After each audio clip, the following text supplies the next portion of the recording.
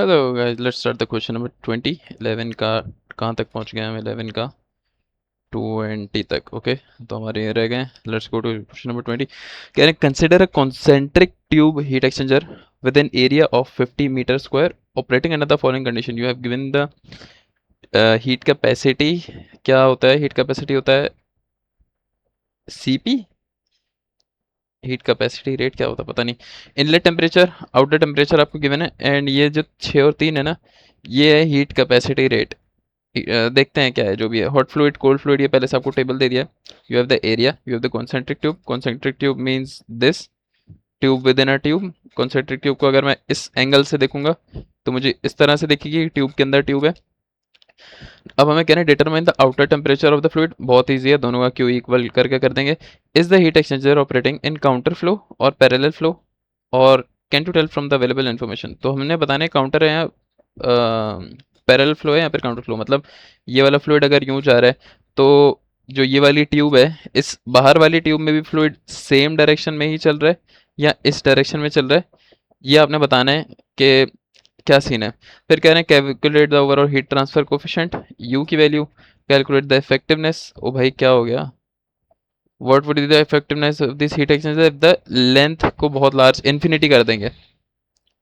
ओ भाई, तो ये तो बड़ा खतरनाक सवाल है। कितने, 2-3 पेज पे आएगा ये तो। हैं, ये तो इतना सा है।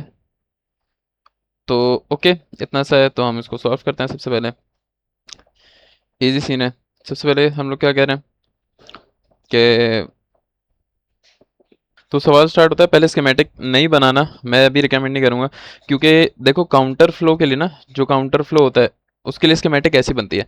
लेकिन अगर पैरेलल फ्लो होगा ना तो देखो इनपुट हॉट का भी यहाँ होगा, कोल्ड का भी इनपुट यहाँ पर होता है। तो उससे क्या होता है, आपका जो ग्राफ है वो यूं करके बनता है पैरेलल के लिए।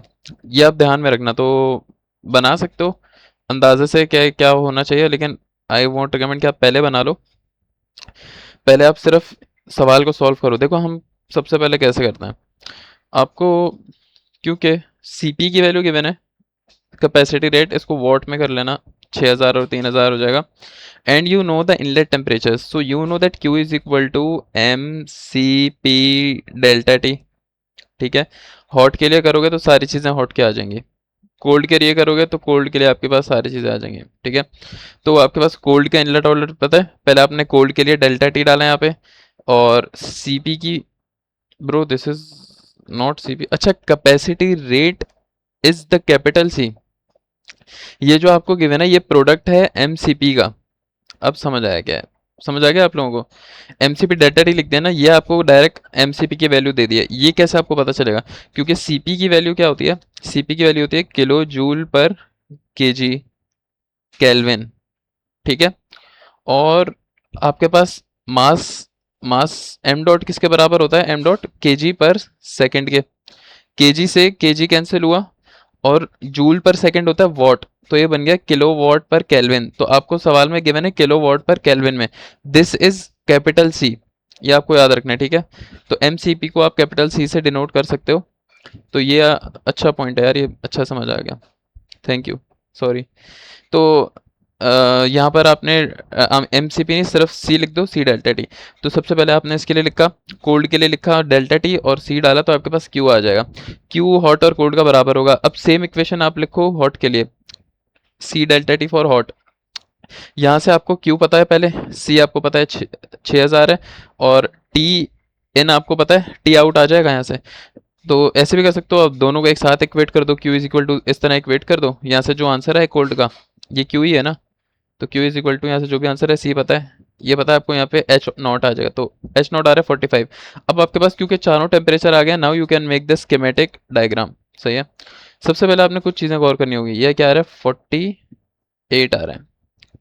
आप देख रहे हो कि हॉट फ्लूइड का इनलेट है 60, आउटलेट एट 45, और कोल्ड फ्लूइड का इनलेट 30 है और आउटलेट 54 है। आपने एक अजीब सी चीज़ गौर की, ऐसा सवाल मैंने आज तक नहीं देखा कि यार क्या हो रहा है, कोल्ड फ्लूइड का जो आउटलेट टेम्परेचर है वो हॉट फ्लूइड के भी आउटलेट से ज़्यादा है। हॉट फ्लूइड के नहीं, मैंने देखा है शायद ऐसा सवाल, इसमें कोई बड़ी बात नहीं है यार, लंबी कर रहा हूँ भाई। जब भी temperature of cold fluid out अगर बड़ा होगा temperature of hot fluid out से, तो this should be always counter flow, ये याद रखना। सही है, काउंटर फ्लो। क्योंकि पैरेलल फ्लो में कैसा होता है ग्राफ, हमेशा याद रखना, मैंने आपको बताया था कि पैरेलल फ्लो में ये यूं आता है और ये कैसे आता है, यूं आता है। ओ सॉरी, मैंने ज़्यादा बना दिया, let me just control Z this thing. Parallel flow में यूं आता है, दोनों की डायरेक्शन यूं होती है। तो आप यहाँ पे डायग्राम के मुताबिक ही देखो कि जो हॉट फ्लूइड है इसका आउटलेट टेम्परेचर ज़्यादा है कोल्ड फ्लूइड के आउटलेट से, अगर तो ये पैरेलल होता। सही है, लेकिन जब आप ग्राफ बनाओगे ना इस तरह का, ये ग्राफ होता क्या है, मैं पिछली हर वीडियो में समझाता आ रहा हूँ, अभी भी लंबी करूंगा बैठ के, कि ये आपके पास टेम्परेचर, मतलब मुझे मसला नहीं है लंबी करने में, थोड़ा थोड़ा है। ये मेरे पास टेम्परेचर है, ये मेरे पास लेंथ है, यहाँ से मेरे पास हॉट फ्लूइड अंदर आ रहा है, ये मैं यहाँ पे बना देता हूँ। इस तरह से मेरा tube with in a tube है, ये मेरा हॉट फ्लूइड आ रहा है और ये मेरा कोल्ड फ्लूइड जा रहा है यहाँ पे। ठीक है, तो यहाँ पे टी एच इन हो रहा है, सही है, और इस डायरेक्शन में जा रहा है, और ये मेरा टी एच आउट हो रहा है। इसी तरह यूं करूं, मेरा यहाँ से लेफ्ट साइड से आ रहा है, राइट साइड से आ रहा है, टी कोल्ड अंदर आ रहा है और यहाँ से टी कोल्ड जो है वो बाहर जा रहा है। हमने गौर किया कि आपका जो टेम्परेचर है वो 54 डिग्री है।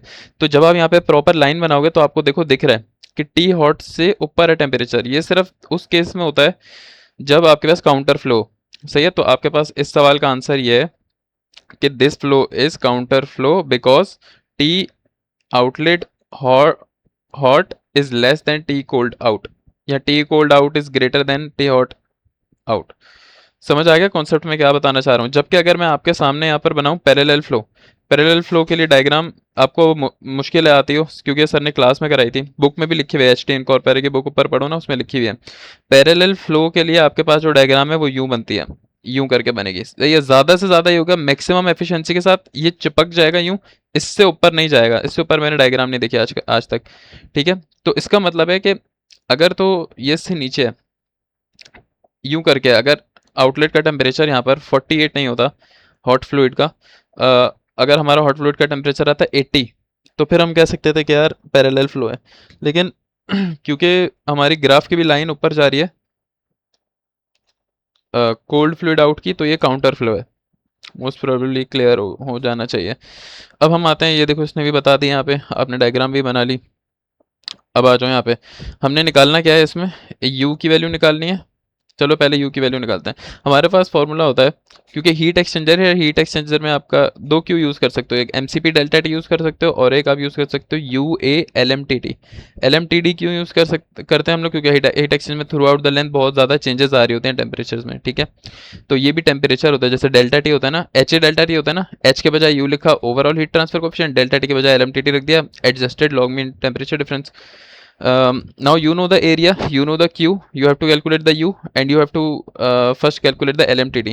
lmtd के लिए ये ग्राफ बना लो, इंपॉर्टेंट होता है ये ग्राफ, समझना सीख लो, हर सवाल में बनाओ, बहुत इंपॉर्टेंट है, सही काम आएगा lmtd निकालने के लिए। क्यों काम आएगा, क्योंकि भाई ये वाली चीज़ होती है डेल्टा टी वन, ये वाली दोनों चीज़ होती हैं डेल्टा टी टू, बस खत्म। T H I minus T C not, T H I T H I T H I minus T C not, ये देख लो 60 माइनस 54, टी एच नॉट माइनस मतलब 48 माइनस 30, 48 माइनस 30 upon delta T one delta T two. Simple, L M T T आ गया, L M T T को आपने यहाँ रखा, एरिया रखा, हर चीज़ रखी, आपके पास यू की वैल्यू आ गई, हीट ट्रांसफर कोएफिशिएंट सॉल्व्ड। अगली पार्ट में ये लोग कह रहे हैं कि कैलकुलेट द, ये तो हो गया, calculate the effectiveness of this heat exchanger.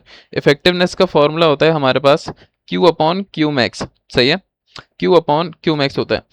तो क्यू आपके पास कोई भी ले सकते हो, आप यहाँ पे हॉट वाले फ्लूइड का ले लो, कोल्ड वाले का ले लो, आपकी मर्जी है। ठीक है, तो अपॉन क्यू मैक्स, मैक्स में आपके पास सी मिनिमम आता है और मैक्सिमम टेम्परेचर डिफरेंस, मतलब हॉट का इनलेट और कोल्ड का इनलेट, ये सबसे ज़्यादा हॉट होता है, ये कोल्ड होता है, सबसे ज़्यादा डिफरेंस देगा आपको। ठीक है, तो ऊपर ये है कि आपने कोल्ड का ले लिया, क्यों, यहाँ से देखो सी मिन सी मैक्स कौन सा है, ये मैक्स है, ये मिनिमम है। ठीक है, कोल्ड का ही मिनिमम है, तो कोल्ड का सी मिन आपके पास 3 है, इत्तफाकन कोल्ड का ये भी 3 है, 3 से 3 कट गया, तो ये सिंपल आपके पास बन गया, इफेक्टिवनेस आ गई 0.8। आसान है। कह रहे हैं what would be the effectiveness of this heat exchanger if its length were made very large. कह रहे हैं for a very large counter flow heat exchanger the outlet of the minimum fluid, जो आपका मिनिमम फ्लूइड है वो effectiveness आपकी 1 हो जाएगी।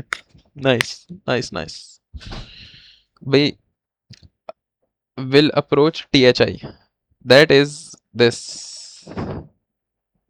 Nice, bye bye. यार इनका कहने का मतलब है कि अगर आप बहुत लंबी लेंथ कर दोगे ना, बहुत ज़्यादा लंबी, फर्ज करो एक पीएसओ क्या बोलूँ, जो भी है, खैर बहुत लंबा आपने हीट एक्सचेंजर बना दिया, उससे हीट ट्रांसफर होता रहेगा। ये देखो काउंटर है ना, यहाँ से जा रहा है, यहाँ से आ रहा है, ये होता जा रहा है, होता जा रहा है, होता जा रहा है, होता जा रहा है। इससे क्या होगा, जो आपका ये वाला फ्लूइड है ना, ठंडा वाला फ्लूइड, वो अपने अंदर मैक्सिमम वो ले लेगा, हीट ले लेगा, और जितना भी टेम्परेचर मैक्सिमम जा सकता है वो ले लेगा। कैसे कैसे लेगा, जो आपका कोल्ड है ना, कोल्ड वाला फ्लूइड, उसका आउटलेट जो होगा वो 54 है ना अभी, अगर बहुत लंबी लेंथ करोगे तो जाहिर है पूरा 60 हो जाएगा, जितना आपका मैक्सिमम टेम्परेचर था हॉट का, वो आहिस्ता आहिस्ता टेम्परेचर लेगा लेगा लेगा और 60 हो जाएगा।